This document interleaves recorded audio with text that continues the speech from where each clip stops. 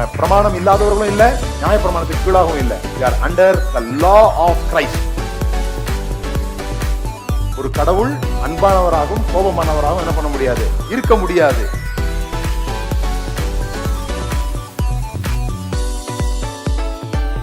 பாவத்தை வியாதியாக பார்ப்பதுதான் சுவிசேஷத்தை சரியாக புரிந்து கொள்ள உதவும்.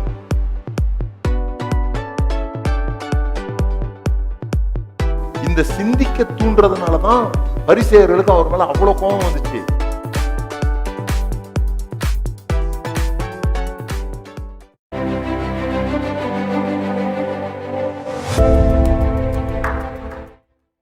ஜெர்மனில ஆட்டோபான் அப்படிங்கிற ஒரு இடம் இருக்குது. இடம்னா அது ஒரு நெட்வொர்க்ஸ் ஆஃப் ரோடு. அந்த ரோட்டுக்கு பேர் ஆட்டோபான். ஏன்னா அங்க அதுல என்ன விசேஷம் சொன்னா, அங்க ஸ்பீட் லிமிட் கிடையாது. இவ்வளவு ஸ்பீட்ல தான் போகணும் அப்படின்னு நீங்க போர்டே பார்க்க முடியாது. எவ்வளவு ஸ்பீட்ல வேணா போகலாம். எல்லாருக்குமே அப்படி ஒரு ஆசை இருக்க தானே செய்யும்.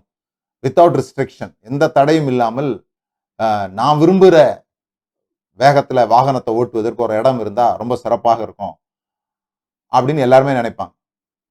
ஒரு முறை ஒருத்தர் அங்க போயிருக்கும் போது அங்க வாழ்கிற ஒருவர் அவர் அந்த இடத்துக்கு கூட்டு போய் இந்த விஷயத்த சொல்லி, நீங்க வண்டி ஓட்ட விரும்புறீங்களான்னு கேட்ட உடனே இவருக்கு ரொம்ப சந்தோஷம். இதுக்கு தானே நான் காத்திருந்தேன் அப்படின்னு சொல்லி அவர்கிட்ட ஒரு BMW கார் கொடுத்தாங்க. அவர் அதுல உட்கார்ந்து வண்டியை இயக்குனார்.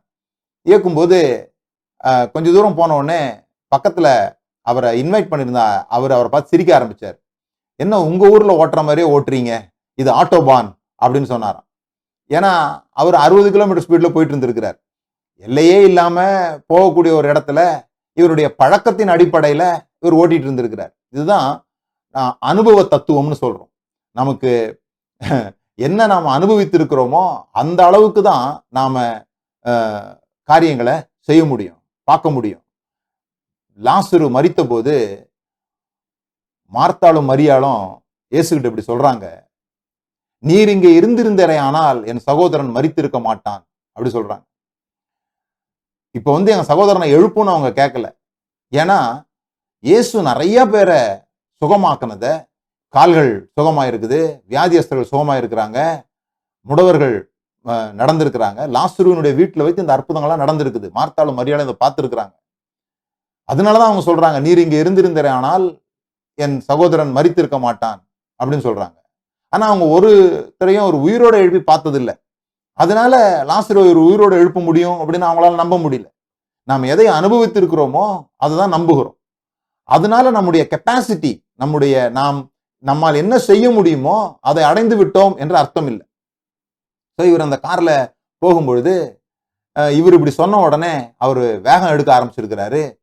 சும்மா 115 கிலோமீட்டர் ஸ்பீட்ல அவர் போயிருக்கிறாரு. போன உடனே அவருக்கு இது வரைக்கும் போகாத ஸ்பீடு. 1-2 காரை வேற அவர் முந்திட்டாரு. அவருக்கு தலகால் புரியல. ரொம்ப சந்தோஷமா இருக்கிறாரு. சந்தோஷமா போகும்பொழுது இந்த கார்களை முந்தின உடனே அவர் சொல்றாரு, பாருங்க எத்தனை காரை நான் முந்தி வர்றேன் அப்படின்னு சொல்லிட்டு.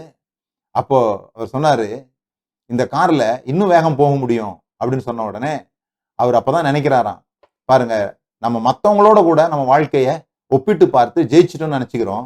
ஆனா நாம மற்றவங்களோட ஒப்பிட்டு பார்க்கறதல்ல ஜெயம். நம்மால் என்ன செய்ய முடியுமோ அதற்கும் நாம் என்ன செய்கிறோமோ அதற்கும் உள்ள வித்தியாசத்துலதான் இந்த வெற்றியை கணக்கீடு செய்யணும் அப்படின்னு நினைச்சுக்கிட்டே வண்டியை ஓட்டி ஒரு 125 கிலோமீட்டர் ஸ்பீட்ல போய் முடிக்கிறார். முடிச்சு அவர் இறங்கின உடனே பெருமையா பாக்குறாரு. அந்த நண்பர் சொல்றாரு, இந்த கார்ல 180 கிலோமீட்டர் ஸ்பீடு வரைக்கும் போக முடியும்.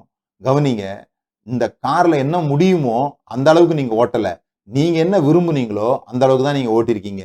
இதே போலதான் வாழ்க்கையிலையும் நீங்க என்ன செய்கிறீங்களோ அது உங்க விருப்பத்தின் அளவே தவிர அவ்வளவு செய்வதற்கு தான் நீங்க உண்டாக்கப்பட்டிருக்கீங்கன்னு அர்த்தம் கிடையாது. You are having more capacity than what are you doing now. இப்பொழுது நீங்கள் என்ன செய்து கொண்டிருக்கிறீர்களோ அதை விட அதிகம் செய்வதற்கான ஆற்றலை தேவன் உங்களுக்குள் வைத்திருக்கிறார்.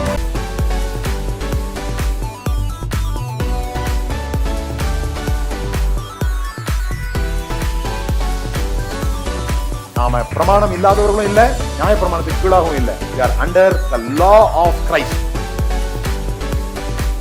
ஒரு கடவுள் அன்பானவராகவும் கோபமானவராகவும் என்ன பண்ண முடியாது, இருக்க முடியாது.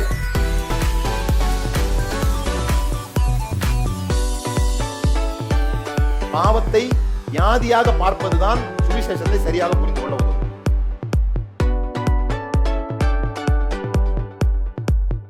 இந்த சிந்திக்க தூண்டுறதுனாலதான் பரிசேயர்களுக்கு அவர் மேல அவ்வளவு கோபம் வந்துச்சு.